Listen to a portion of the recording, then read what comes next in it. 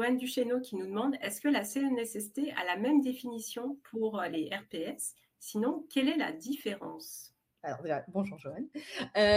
Oui, la CNSST, en fait, la CNSST a repris la même définition que l'INSPQ. Donc là, si vous allez sur le site de la CNSST, vous allez voir c'est exactement la même définition que l'INSPQ. La différence, par contre, parce qu'il y a quand même une différence, pas de définition.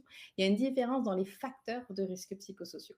Donc l'INSPQ a dressé une liste de facteurs, la CNSST a d'autres listes de facteurs. Puis si vous allez regarder dans le monde, il y aura encore d'autres risques de facteurs de risques psychosociaux. Mais ce n'est pas grave. En fait, en réalité, il existe plus d'une trentaine de facteurs de risques psychosociaux. Mais en plus de ça, il y en a qu'on ne connaît pas, qu'on ne connaît pas encore, qu'on appelle des facteurs de risques psychosociaux émergents. Donc, c'est pas, en gros, là, il ne faut pas se cantonner à juste dire, OK, la CNSST, elle m'a donné 9 facteurs de risques psychosociaux, l'INSPQ, elle m'en donne 6 dans le monde, peut-être que en Belgique, je sais qu'ils en ont 13. Donc, c'est pas ça. Le truc, c'est d'aller regarder nos environnements de travail et dans nos environnements de travail, à quels facteurs de risques psychosociaux on peut être soumis. Et par exemple, dans la littérature scientifique, une des choses qui ressort le plus, on sait déjà qu'au niveau, par exemple, hospitalier, le facteur de risque psychosocial qui ressort le plus, ça va être l'exigence émotionnelle. Donc, on sait que c'est déjà un facteur de risque sur lequel il faudra déjà travailler. Mais c'est ça, c'est aller regarder. On sait juste qu'il y a des facteurs de risque différents et puis il faut aller regarder ces différents facteurs et voir lesquels ont le plus d'impact sur notre entreprise. Ce qui est intéressant, c'est de ne pas les considérer individuellement. Mm-hmm.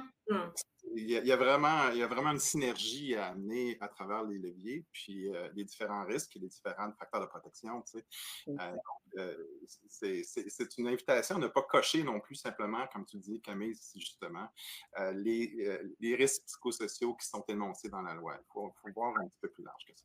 C'est exactement ça. Et là, tu m'amènes à un autre point. Désolée, Eva, tu nous dis, parce que là, tu parles à deux passionnés, donc ça va y aller. Non, mais c'est très bien, c'est parfait. Moi, j'allais justement rebondir en disant, et en plus, on sait qu'ils interagissent entre eux, les risques psychosociaux. Alors, est-ce que c'était vers ça que tu voulais aller, Camille? Alors, non seulement pour dire oui, c'est ça, ils interagissent entre eux. Vous allez souvent avoir plusieurs facteurs de risques psychosociaux dans une même entreprise, mais au-delà de ça, c'est se dire aussi que de toute façon, le fait de travailler, il y aura des risques psychosociaux. Parce que j'ai déjà rencontré des personnes qui me disent, non mais moi, j'ai pas besoin de m'occuper des risques psychosociaux. Chez nous, il n'y a pas de risques psychosociaux. Et en vrai, j'adore quand même ça. Parce que moi, souvent, je regarde comme ça la personne, puis je dis, mais franchement, mais c'est top. Comment est-ce que tu fais? Parce que moi, je suis spécialiste des risques psychosociaux et franchement, chez nous, il y en a plein. Alors, si chez toi, il n'y en a pas, dis-moi comment est-ce que tu fais. Puis là, la personne, elle me regarde un peu bizarre, elle me dit, mais tu es spécialiste des risques psychosociaux, tu es censé ne pas avoir de risques psychosociaux. Et en fait, non, parce que c'est le fait de travailler qui fait qu'on a des facteurs de risques psychosociaux. Là, nous, ce qu'on cherche à faire, c'est à diminuer ces facteurs de risque. Parce qu'on ne peut pas tous les éliminer. Certains, oui, mais pas tous. Comme par exemple, encore une fois, je reviens à mon exemple de tout à l'heure sur le secteur hospitalier, on sait que ce qu'on va nous beaucoup demander, ça va être l'exigence émotionnelle. On sait que ce facteur-là, il va être beaucoup présent. Alors, comment est-ce qu'on fait pour diminuer le plus possible l'impact sur les personnes?